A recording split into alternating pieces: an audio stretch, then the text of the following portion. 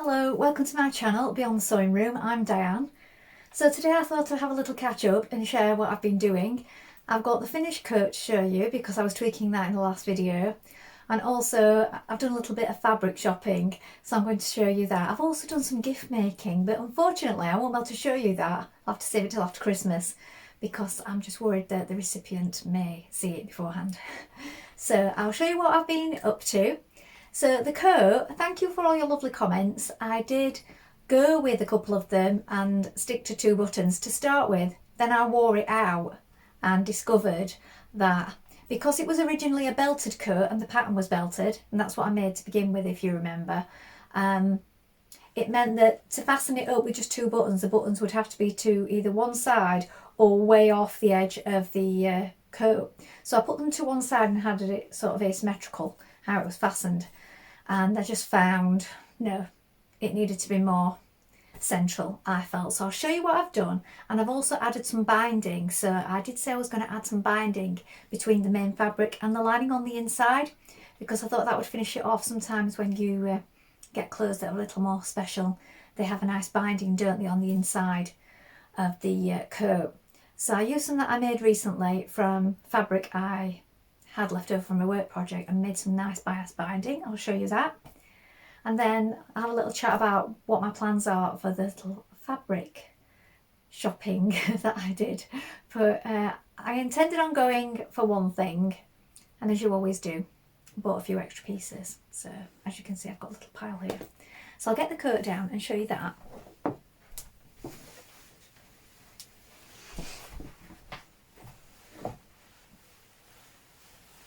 Now I did show in the previous video that I'd done a little mock bell on the back just to bring it in and give it a bit of shape, and I'd used these 2 wooden buttons, well, the wood effect, they're not real wood, that I had in my stash. And then I had one that went with the front in a bigger version, but I only had one and I looked everywhere sort of trying to will it into being that they'd be enough, but they weren't. And they did have them. It was Annie's that I went to on Abbeydale Road. I mentioned that shop before in Sheffield. And she had some. So I bought them to go with it. And I even had hunt through so that they were all the similar kind of shade. So I've gone for the bigger version of those, look. And I'll show you this on in a moment so that you can see what it actually looks like. And I have gone for 4. So 2 on one side and 2 on the other. And the buttonholes at the front. And then on the inside, I've got... this is the bias strip that I made. You can see it's got like lavender and pink and cream, and I've got that going all the way around the inside between the purple lining and the coat, and I've just hand stitched that on, and I think it looks nice. I think it just finishes it off. I'm going to pop it on so that you can see more clearly what it looks like. Don't know where to stand for the best. I've hung some fabric at the window to try and block the sun a little bit. Lovely sunshine in December, but it's hard to film. Either too dark, too bright at the moment. So here's what I've done. So as you can see, because it's supposed to cross over, it was fastening like this with just 2 buttons, and I didn't think that looked right. So I've gone for the 4 at the front. You can see it shapes in better now. And I've worn this already because I did have some brass ones on to try it out when I wore it the other day. But like I said, I did feel it wanted 4 at the front just to make it even up a little bit. And that's a little belt at the back. And I really like it. It's really warm. I'm just red hot already just putting this on just to try it for you here. And I like it so much better. And then inside you can see got the little bit of trim going on down the side just to finish it off. So it's super cosy and I'm really pleased with it, and I really like the look much better now that I've got it like this. So let me know what you think. And now I'll show you what I've got going on fabric wise. So I went with my friend, we had a nice day out, little treat for us both to go and buy some fabric, and we ended up being in there ages. I think we were in there about an hour. We said, oh, will this be, oh, this will be plenty of time. And then we were in there such a long time. It was ridiculous. So this fabric, this jersey, I have got some very similar. It's a jersey mix, the other one. You may have seen me in it. It's a black top with this sort of erratic spot going on. And I wear it a lot. And I made it a few years ago. And I really love it. So when I saw this mint green colour, I thought I have to get that. So I love this. So this is a jersey. It's a cotton jersey. So I'm going to be making a top for me with this one. I think it's really pretty. So that's my first purchase. Then this one is a French terry. Now, I have a sweater. It looks like it's the same colour, but it's not. If you saw the charity shop sweater that I bought and made into a cardigan, that is in a red colour, but this one is more orange. So this is more of a sort of tomato colour. Well, tomato is red, isn't it? But you do get some orange ones. I'm waffling at this point. No, this is more orange, and I'm going to make a sweater with this one, not a big sweatshirt, more structured sort of formal sweatshirt, I think.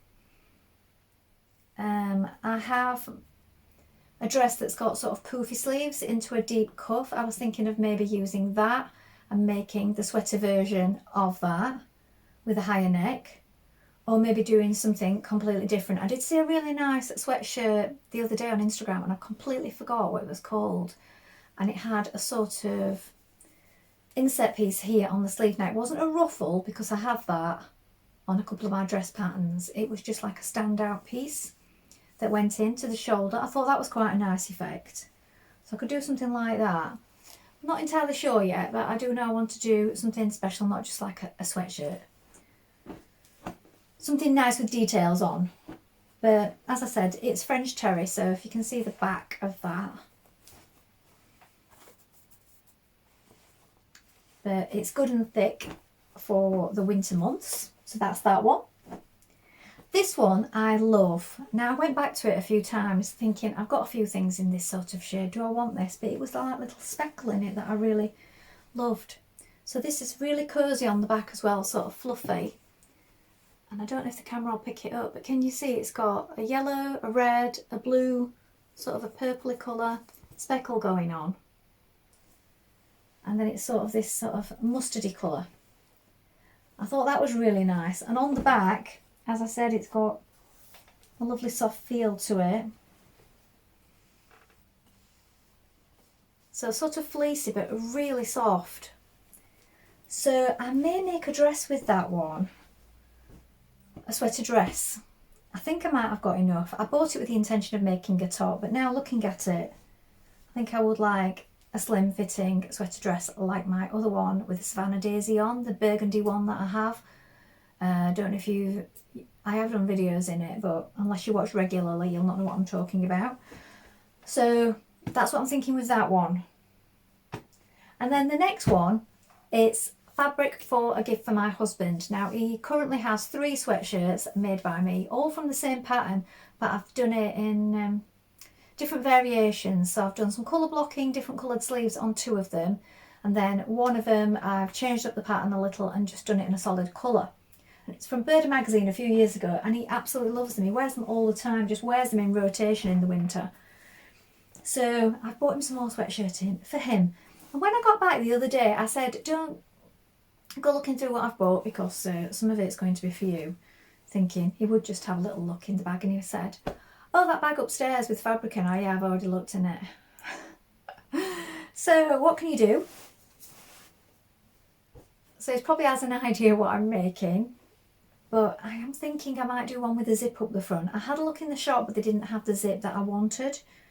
So I've got a few in my stash, or I could just order one between now and Christmas. But it's whether there's enough for the hood. I was thinking of making a hoodie with a zip up the front out of this. But this is so thick and so cosy. So it's this blue. It's a really lovely, I mean, it goes dark when I hold it up, doesn't it? It's a really lovely blue.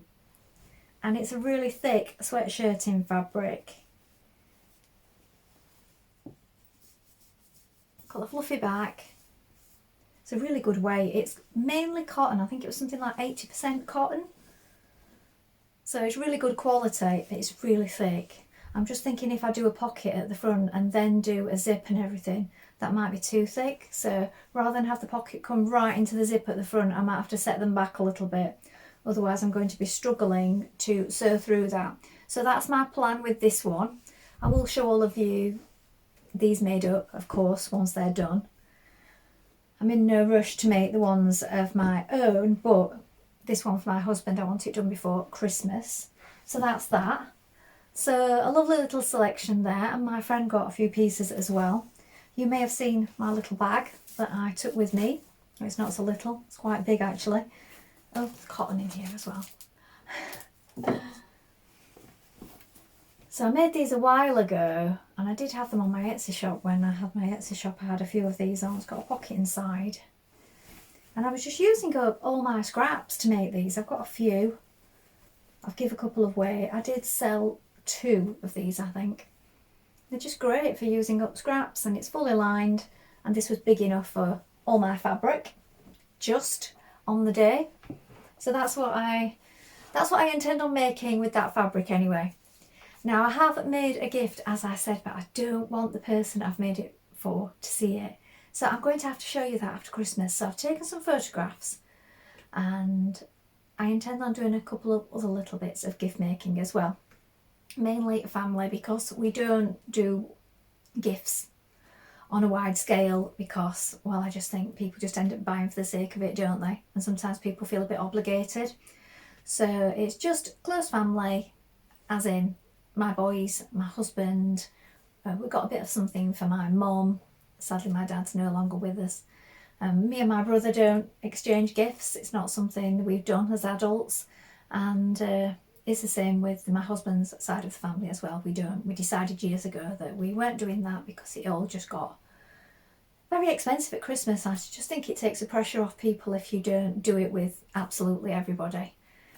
So just people in this house, and I have a friend who we always exchange gifts because we have done for years, but a few of my other friends, we all decided years ago, let's not do that. So it's made it quite easy really at Christmas. I know some of you probably have so many people and so much extended family to buy for, and gifting can get really, I don't know, a bit of a worry, can't it, for some people at Christmas. So I would say if you're finding that yourselves, maybe have that discussion and just pare it down a bit, because it does make life so much easier and much more enjoyable rather than getting yourselves into difficulties after Christmas with all the buying. So if you're making a few things for people, I would love to hear about that. I think that's a lovely thing to do. And please let me know in the comments. And I hope my friend enjoys what I've made for her. She did say she wanted something very personal. So she doesn't generally watch this channel, this particular friend, but if she does, I'm not going to pop it on, as I said, so she doesn't see it. Oh, and I always forget to mention what I'm wearing. This is Vogue dress number 9075, and this is in Rainbow Harvest. The fabric is Viscose Chalet from Minerva. There's pockets in the side, and it's got a zip up the back, and I always wear long sleeve tops under my dresses in the cooler months, so that's what I'm wearing today. I know sometimes people ask and then I forget what I've had on.